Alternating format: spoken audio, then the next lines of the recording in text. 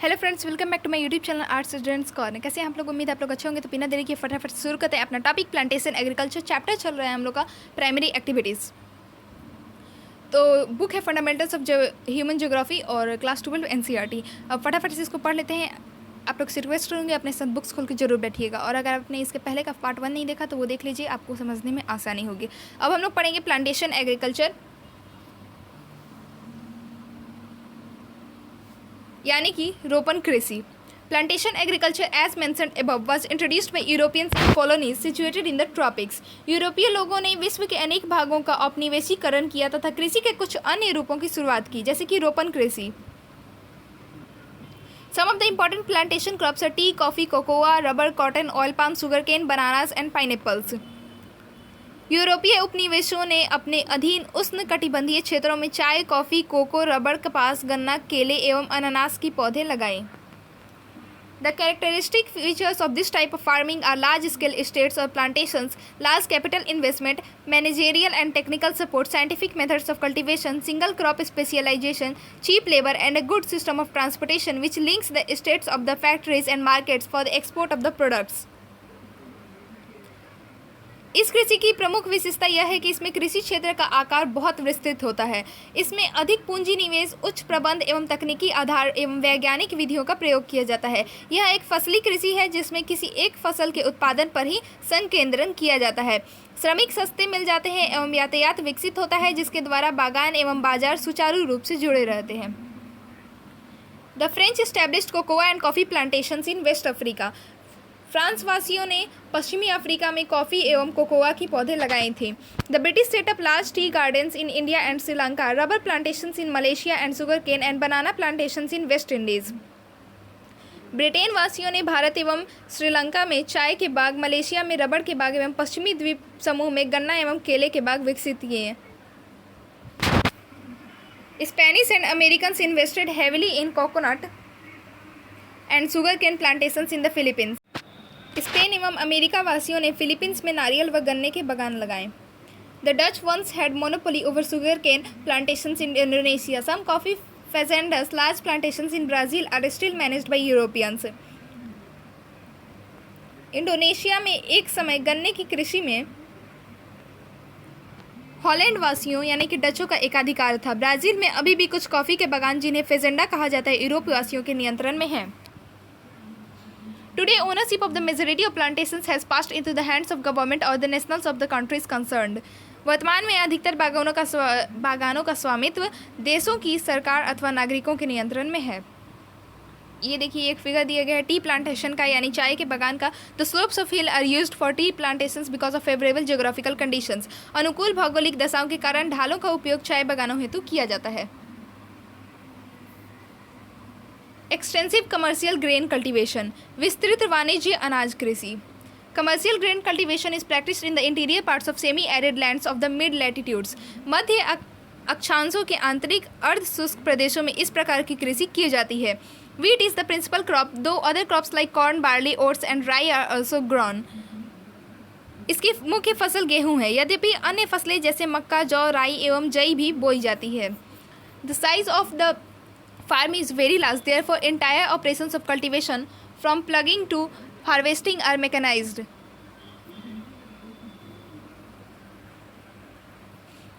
इस कृषि में खेतों का आकार बहुत बड़ा होता है एवं खेत जोतने से फसल काटने तक सभी कार्य यंत्रों द्वारा संपन्न किए जाते हैं। इसमें प्रति एकड़ उत्पादन कम होता है, परंतु प्रति व्यक्ति उत्पादन अधिक होता है। देयर इज लो यील्ड पर एकड़ बट हाई यील्ड पर person. Why does this happen? ऐसा क्यों होता है? यहाँ पे एक फिगर देख सकते हैं आप लोग। मैकेनाइज्ड ग्रेन फार्मिंग है ये, मशीनीकृत अनाज कृषि। Combined crews are capable of harvesting grain over many hectares in a single day. Combined crew एक दिन में कई हेक्टेयर भूमि से अनाज काटने में सक्षम है। तब हम लोग बढ़ते हैं आगे अपने नेक्स्ट पेज पे। उम्मीद है आप लोग को चैप्टर समझ आ रहा होगा, अच्छा लग रहा होगा मैं लाइन बाय लाइन एक्सप्लेनेशन, तो इसी बात पे एक लाइक कर दीजिएगा। This type of agriculture is best developed in European states. Steppes, the Canadian and American prairies, the pampas of Argentina, the velds of South Africa, the Australian downs and the Canterbury plains of New Zealand. इस प्रकार की कृषि का क्षेत्र Eurasia के steppes, उत्तरी America के prairies, Argentina के पंपास, दक्षिणी अफ्रीका के विल्डर्स, ऑस्ट्रेलिया के डाउन्स एवं न्यूजीलैंड के कैंटरबरी के मैदान में है। अब है मिक्स्ड फार्मिंग यानी कि मिश्रित कृषि। This form of agriculture is found in the highly developed parts of the world, example north western Europe, eastern north America, part of Eurasia and the temperate latitudes of southern continents. इस प्रकार की कृषि विश्व के अत्यधिक विकसित भागों में की जाती है। उदाहरण स्वरूप उत्तरी पश्चिमी यूरोप, उत्तरी अमेरिका का पूर्वी भाग, यूरेशिया के कुछ भाग एवं दक्षिणी महाद्वीपों के समशीतोष्ण अक्षांश वाले भागों में इसका विस्तार है। फिगर 5.14 देख लीजिएगा। अगले पेज पर है mixed farms are moderate in size and usually the crops associated with it are wheat, barley, oats, rye, maize, fodder and root crops. इस कृति में खेतों का आकार मध्यम होता है। इसमें बोई जाने वाली फसलें गेहूं, जौ, राई, जई, मक्का, चारे की फसल एवं कंदमूल प्रमुख हैं। Fodder crops are an important component of mixed farming. चारे की फसलें मिश्रित कृषि के मुख्य घटक हैं। Crop rotation and intercropping play an important role in maintaining soil fertility. Equal emphasis is laid on crop cultivation and animal husbandry. Animals like cattle, sheep, pigs and poultry provide the main income along with crops. फसल उत्पादन एवं पशुपालन दोनों को इसमें सामान्य महत्व दिया जाता है। फसलों के साथ साथ पशु जैसे मवेशी, भेड़, सूअर एवं सस्यावर्तन एवं अंतः फसली कृषि मृदा की उर्वरता को बनाए रखने में महत्वपूर्ण भूमिका निभाते हैं। Mixed farming is characterized by high capital expenditure on farm machinery and building, extensive use of chemical fertilizers and green manures and also by the skill and expertise of farmers. विकसित कृषि यंत्र, इमारतों, रासायनिक एवं वनस्पतिक खाद यानी कि हरी खाद के गहन उपयोग आदि पर अधिक पूंजी व्यय के साथ ही कृषकों की कुशलता एवं योग्यता मिश्रित कृषि की मुख्य विशेषताएं हैं। डेयरी फार्मिंग यानी कि डेयरी कृषि। Dairy is the most advanced and efficient type of rearing of milk animals. Dairy व्यवसाय दूधारू पशुओं के पालन पोषण का सर्वाधिक उन्नत एवं दक्ष प्रकार है। It is highly capital intensive. इसमें पूंजी का भी अधिक आवश्यकता होता है। पूंजी की भी अधिक आवश्यकता होती है। Animal sheds, storage facilities और fodder, feeding and milking machines add to the cost of dairy farming. पशुओं के लिए छप्पर, घास संचित करने के भंडार एवं दुग्ध उत्पादन के अधिक यंत्रों के प्रयोग के लिए पूंजी भी अधिक चाहिए। Special emphasis is laid on cattle breeding, health care and veterinary services. इसमें गहन श्रम की आवश्यकता होती है। पशुओं के स्वास्थ्य, प्रजनन एवं पशु चिकित्सा पर भी अधिक ध्यान दिया जाता है। यहाँ पे एक फिगर दिया हुआ है डेयरी फार्म का ऑस्ट्रिया का। It is highly labor intensive as it involves rigorous care in feeding and milking. There is no off season during the year as in the case of crop raising. इसमें गहन श्रम की आवश्यकता होती है। पशुओं को चराने, दूध निकालने आदि कार्यों के लिए वर्ष भर श्रम की आवश्यकता रहती है, क्योंकि फसलों की तरह इनमें कोई अंतराल नहीं होता जिसमें श्रम की आवश्यकता न हो। It is practiced mainly near urban and industrial centers which provide neighborhood market for fresh milk and dairy products. Dairy कृषि का कार्य नगरीय एवं औद्योगिक केंद्रों के समीप किया जाता है, क्योंकि ये क्षेत्र ताज़ा दूध एवं अन्य डेयरी उत्पाद के अच्छे बाजार होते हैं। The development of transportation, refrigeration, pasteurisation and other preservation processes have increased the duration of storage of various dairy products. वर्तमान समय में विकसित यातायात के साधन, प्रशीतकों का उपयोग, पास्तेरीकरण की सुविधा के कारण विभिन्न डेयरी उत्पादकों को अधिक समय तक रखा जा सकता है। There are three main reasons of commercial dairy farming. वाणिज्य डेयरी कृषि 3 प्रमुख क्षेत्र हैं। The largest in the northwestern Europe, the second in Canada and the third belt includes southeastern Australia, New Zealand and Tasmania. सबसे बड़ा प्रदेश उत्तरी पश्चिमी Europe का क्षेत्र है। दूसरा कनाडा एवं तीसरा क्षेत्र न्यूजीलैंड, दक्षिण पूर्वी ऑस्ट्रेलिया एवं तस्मानिया है। मेडिटेरेनियन एग्रीकल्चर यानी कि भूमध्य सागरीय कृषि। Mediterranean agriculture is highly specialised in commercial agriculture. भूमध्य सागरीय कृषि अति विशिष्ट प्रकार की कृषि है। It is practised in the countries on either side of the Mediterranean sea, in Europe and in North Africa, from Tunisia to Atlantic coast, southern California, central Chile, southwestern parts of South Africa, and southwestern parts of Australia. This region is an important supplier of citrus fruits. इसका विस्तार भूमध्य सागर के समीपवर्ती क्षेत्र जो दक्षिणी Europe से उत्तरी अफ्रीका में ट्यूनीशिया से अटलांटिक तट तक फैला है, दक्षिणी कैलिफोर्निया, मध्यवर्ती चिली, दक्षिण अफ्रीका का दक्षिणी पश्चिमी भाग एवं ऑस्ट्रेलिया के दक्षिण व दक्षिण पश्चिम भाग में है। खट्टे फलों की आपूर्ति करने में यह क्षेत्र महत्वपूर्ण है। विटीकल्चर और grape cultivation is a speciality of the Mediterranean region. अंगूर की कृषि भूमध्य सागरीय क्षेत्र की विशेषता है। Best qualities wines in the world with distinctive flavours are produced from high quality grapes in various countries of this region. इस क्षेत्र के कई देशों में अच्छे किस्म के अंगूरों से उच्च गुणवत्ता वाली मदिरा का उत्पादन किया जाता है।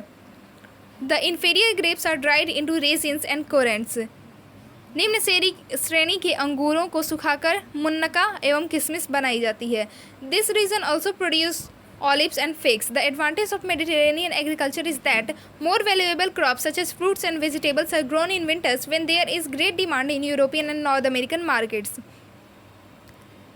अंजीर एवं जैतून भी यहाँ उत्पन्न होता है। शीत ऋतु में जब यूरोप एवं संयुक्त राज्य अमेरिका में फलों एवं सब्जियों की मांग होती है तब इस क्षेत्र से पूर्ति की जाती है। मार्केट गार्डनिंग एंड हॉर्टिकल्चर, बाजार के लिए सब्जी खेती एवं उद्यान कृषि। Market gardening and horticulture specialise in the cultivation of high value crops such as vegetables, fruits and flowers solely for the urban markets. इस प्रकार की कृषि में अधिक मुद्रा मिलने वाली फसलें जैसे सब्जियां, फल एवं पुष्प लगाए जाते हैं जिनकी मांग नगरीय क्षेत्रों में होती है। Farms are small and are located where there are good transportation links with the urban center where high income group of consumers is located। इस कृषि में खेतों का आकार छोटा होता है एवं खेत अच्छे यातायात साधनों के द्वारा नगरीय केंद्रों जहां ऊंची आय वाले उपभोक्ता रहते हैं। It is both labour and capital intensive and less emphasis on the use of irrigation, HIV seeds, fertilizers, insecticides, greenhouse and artificial heating in colder regions। इसमें गहन श्रम एवं अधिक पूंजी की आवश्यकता होती है। इसके अतिरिक्त सिंचाई, उर्वरक, अच्छी किस्म के बीज, कीटनाशी, हरित गृह एवं शीत क्षेत्रों में कृत्रिम ताप का भी इस कृषि में उपयोग होता है। This type of agriculture is well developed in densely populated industrial districts of Northwest Europe, Northeastern United States of America and the Mediterranean regions। इस प्रकार की कृषि उत्तरी पश्चिमी यूरोप, संयुक्त राज्य अमेरिका के उत्तरी पूर्व भागों में एवं भूमध्य सागरीय प्रदेश में अधिक विकसित है जहां औद्योगिक क्षेत्रों में जनसंख्या घनत्व अधिक है। The Netherlands specializes in growing flowers and horticultural crops, especially tulips, which are flown to all major cities of Europe। Netherland पुष्प उत्पादन में विशिष्टीकरण रखता है। यहाँ से बागबानी फसल विशेषतः ट्यूलिप एक प्रकार का फूल है पूरे यूरोप में प्रमुख शहरों में भेजा जाता है। The regions where farmers specialize in vegetables only, the farming is known as truck farming। पश्चिमी यूरोप जिन प्रदेशों में कृषक केवल सब्जियां पैदा करता है वहां इसको ट्रक कृषि का नाम दिया जाता है। The distance of truck farms from the market is governed by the distance that truck can cover overnight, hence the name truck farming. Truck farm एवं बाजार के मध्य की दूरी जो एक ट्रक रात भर में तय करता है उसी आधार पर इसका नाम ट्रक कृषि रखा गया है। In addition to market gardening, a modern development in the industrial regions of Western Europe and North America is factory farming। पश्चिमी यूरोप एवं उत्तरी अमेरिका के औद्योगिक क्षेत्रों में उद्यान कृषि के अलावा कारखाना कृषि भी की जाती है। Life stock particularly poultry and cattle rearing is done in stalls and pens fed on manufactured fed stuff and carefully supervised against diseases। इसमें पशुधन पाला जाता है जिसमें विशेषतः गाय, बैल एवं मुर्गियां होती हैं, मुर्गियां होती हैं। This requires heavy capital investment in terms of building machinery for various operations, veterinary services and heating and lighting. One of the important features of poultry farming and cattle rearing is breed selection and scientific breeding. इन्हें बाड़ पर कारखानों में तैयार बने बनाए पर भोजन रखा जाता है एवं उनकी बीमारियों का भी ध्यान रखा जाता है। इसमें भवन निर्माण यंत्र खरीदने, प्रकाश एवं ताप की व्यवस्था करने एवं पशु चिकित्सा के लिए बहुत अधिक धन की आवश्यकता होती है। अच्छी नस्ल का चुनाव और साथ ही साथ प्रजनन की वैज्ञानिक विधियों एवं पशुपालन के महत्वपूर्ण लक्षण हैं। Types of farming can also be categorized according to the farming organization. Farming organization is affected by the way in which farmers own their farms and various policies of the government which help to run these farms. कृषि करने वाले संगठन के आधार पर भी कृषि के प्रकारों का वर्गीकरण किया जा सकता है। कृषि संगठन कृषक का खेतों पर अपना अधिकार एवं उस पर सरकारी नीतियां जो कृषि में सहायक होती हैं से प्रभावित होता है। अब पढ़ लेते हैं कोऑपरेटिव फार्मिंग यानी कि सहकारी कृषि। A group of farmers form a cooperative society by pooling in their resources voluntarily for more efficient and profitable farming. Individual farms remain intact and farming is a matter of cooperative initiative. जब कृषकों का एक समूह अपनी कृषि से अधिक लाभ कमाने के लिए स्वेच्छा से एक सहकारी संस्था बनाकर कृषि कार्य संपन्न करे, उसे सहकारी कृषि कहते हैं। इसमें व्यक्तिगत फार्म अक्षुण्ण रहते हुए सहकारी रूप में कृषि की जाती है। Cooperative societies help farmers to procure all important inputs of farming, sell the products at the most favorable terms and help in processing of quality products at cheaper rates. सहकारी संस्था कृषकों को सभी रूप में सहायता करती है। यह सहायता कृषि कार्य में आने वाली सभी चीज़ों की खरीद करने, कृषि उत्पाद को उचित मूल्य पर बेचने एवं सस्ती दरों पर प्रसंस्कृत साधनों को जुटाने के लिए होती है। Cooperative movement originated over a century ago and has been successful in many Western European countries like Denmark, Netherlands, Belgium, Sweden, Italy, etc. सहकारी आंदोलन एक शताब्दी पूर्व आरंभ हुआ था एवं पश्चिमी यूरोप के डेनमार्क, नीदरलैंड, बेल्जियम, स्वीडन एवं इटली में यह सफलतापूर्वक चला। In Denmark, the movement has been so successful that practically every farmer is a member of cooperative. Denmark सबसे अधिक सफलता इसे डेनमार्क में मिली जहां प्रत्येक कृषक इसका सदस्य है। डेनमार्क में यह आंदोलन सर्वाधिक सफल रहा जहां व्यवहारिक रूप से प्रत्येक कृषक इस आंदोलन का सदस्य है। कलेक्टिव फार्मिंग यानी कि सामूहिक कृषि। The basic principle behind this type of farming is based on social ownership of the means of production and collective labour. इस प्रकार की कृषि का आधारभूत सिद्धांत यह होता है कि इसमें उत्पादन के साधनों का स्वामित्व संपूर्ण समाज एवं सामूहिक श्रम पर आधारित होता है। कलेक्टिव फार्मिंग और the model of kolkhoz was introduced in erstwhile Soviet Union to improve upon the inefficiency of the previous methods of agriculture and to boost agricultural production for self-sufficiency. कृषि का यह प्रकार पूर्व सोवियत संघ में प्रारंभ हुआ था जहां कृषि की दशा सुधारने एवं उत्पादन में वृद्धि व आत्मनिर्भरता प्राप्त करने के लिए सामूहिक कृषि प्रारंभ की गई। इस प्रकार की सामूहिक कृषि को सोवियत संघ में कोलखोज का नाम दिया गया। The farmers used to pool in all their resources like land, livestock and labor. However, they were allowed to retain very small plots to grow crops in order to meet their daily requirements. सभी कृषक अपने संसाधन जैसे भूमि, पशुधन एवं श्रम को मिलाकर कृषि कार्य करते थे। ये अपनी दैनिक आवश्यकताओं की पूर्ति के लिए भूमि का छोटा सा भाग अपने अधिकार में भी रखते थे। नेक्स्ट हमारा टॉपिक है माइनिंग यानी कि खनन। The discovery of minerals in the history of human development is reflected in many stages in terms of copper age, bronze age and iron age. मानव विकास के इतिहास में खनिजों की खोज की गई अवस्थाएं देखी जा सकती हैं जैसे ताम्र युग, कांस्य युग एवं लौह युग। The use of minerals in ancient times was largely confined to the making of tools, utensils and weapons. प्राचीन काल में खनिजों का उपयोग औजार बनाने, बर्तन बनाने एवं हथियार बनाने तक ही सीमित था। The actual development of mining began with the Industrial Revolution and its importance is continuously increasing. इसका वास्तविक विकास औद्योगिक क्रांति के पश्चात ही संभव हुआ और निरंतर इसका महत्व बढ़ता रहा है। फैक्टर्स अफेक्टिंग माइनिंग एक्टिविटी यानी खनन कार्य को प्रभावित करने वाले कारक। The profitability of mining operations thus depends on two main factors. खनन कार्य की लाभप्रदता दो बातों पर निर्भर करती है। First, physical factors include the size, grade and the mode of occurrence of the deposits. भौतिक कारक जिनमें खनिज निक्षेपों के आकार, श्रेणी एवं उपस्थिति की अवस्था को सम्मिलित करते हैं। And second, economic factors such as the demand for the mineral, technology available and used, capital to develop infrastructure and the labour and transport cost. Second है आर्थिक कारक जिनमें खनिज की मांग, विद्यमान तकनीकी ज्ञान एवं उसका उपयोग और संरचना के विकास के लिए उपलब्ध पूंजी एवं यातायात व श्रम पर होने वाला व्यय आता है।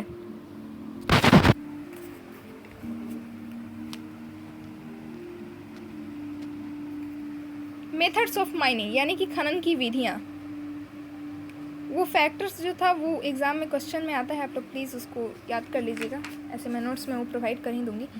अब हम लोग पढ़ लेते हैं मेथड्स ऑफ माइनिंग। इसके ऊपर एक फिगर दिया हुआ है, oil drilling operation in the gulf of Mexico, Mexico की खाड़ी में तेल वेधन क्रिया उसका फिगर दिया हुआ है black and white. Methods of mining यानी कि खनन की विधियाँ, depending on the mode of occurrence and the nature of the ore, mining is of two types, surface and underground mining. उपस्थिति की अवस्था एवं अयस्क की प्रकृति के आधार पर खनन के दो प्रकार हैं, धरातलीय एवं भूमिगत खनन। The surface mining, also known as open cast mining, is the easiest and the cheapest way of mining minerals that occur close to the surface.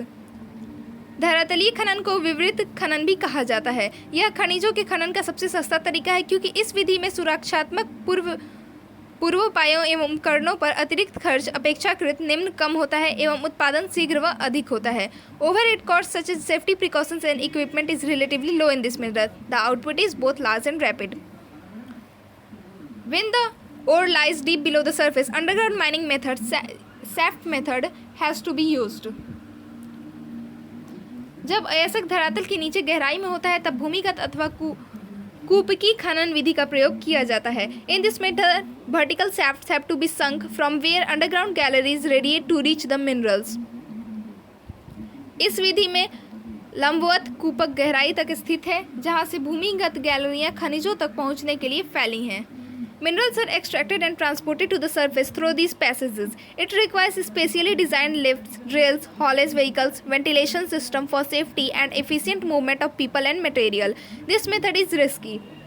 इन मार्गों से होकर खनिजों का निष्कर्षण एवं परिवहन धरातल तक किया जाता है। खदान में कार्य करने वाले श्रमिकों तथा निकाले जाने वाले खनिजों के सुरक्षित और प्रभावी आवागमन हेतु इसमें विशेष प्रकार की लिफ्ट, बेधक, माल ढोने की गाड़ियाँ तथा वायु संचार प्रणाली की आवश्यकता होती है।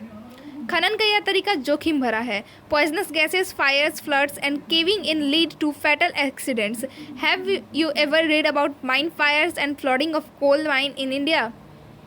क्योंकि जहरीली गैसें, आग एवं बाढ़ के कारण कई बार दुर्घटनाएं होने का भय रहता है। क्या आपने कभी भारत की कोयला खदान में आग लगने एवं बाढ़ आने के विषय में पढ़ा है? The developed economies are retreating from mining, processing and refining stages of production due to high labor cost, while the developing countries with large labor force and striving for higher standard of living are becoming more important. विकसित अर्थव्यवस्था वाले देश उत्पादन की खनन, प्रसंस्करण एवं शोधन कार्य से पीछे हट रहे हैं क्योंकि इसमें श्रमिक लागत अधिक आने लगी है, जबकि विकासशील देश अपने विशाल श्रमिक शक्ति के बल पर अपने देशवासियों के ऊंचे रहन सहन को बनाए रखने के लिए खनन कार्य को महत्व दे रहे हैं। Several countries of Africa and few of South America and Asia have over 50% of the earnings from mineral alone. Africa के कई देश, दक्षिण अमेरिका के कुछ देश एवं एशिया में आय के साधनों का 50% तक खनन कार्य से प्राप्त होता है। सो फ्रेंड्स, हमारा प्राइमरी एक्टिविटी चैप्टर जो था वो ख़त्म हो गया है। उम्मीद है आप लोग को बहुत अच्छा लगा होगा, वीडियो समझ आया होगा, पूरा लाइन बाय लाइन एक्सप्लेनेशन। अगर कोई डाउट्स होगा तो आप कमेंट सेक्शन में मुझसे पूछ सकते हैं, आपको आंसर्स मिल जाएंगे। और जल्द ही मैं नोट्स और एनसीईआरटी सॉल्यूशंस भी डाल दूँगी और फिर हम लोग बढ़ेंगे नेक्स्ट हमारे इसके बाद जो चैप्टर है सेकेंडरी एक्टिविटीज़ पे। तब तक के लिए stay tuned. Thank you for watching the video और चैनल को सब्सक्राइब करना मत भूलिएगा।